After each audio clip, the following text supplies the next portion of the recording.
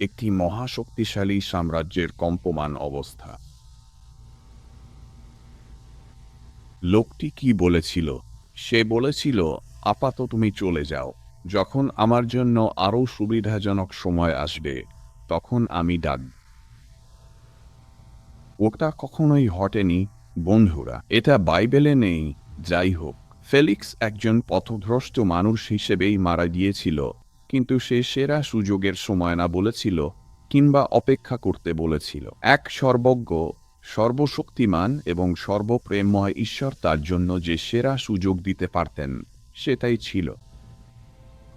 আর তুমি আর আমি সেই একই সুযোগ পাচ্ছি। আমরা সাহস করেও বলতে পারি না অপেক্ষা করো, আর সাহস করেও না বলতে পারি না, কারণ যদি বলি, তাহলে আমরা আমাদের চিরন্তন জীবন নষ্ট করে ফেলি।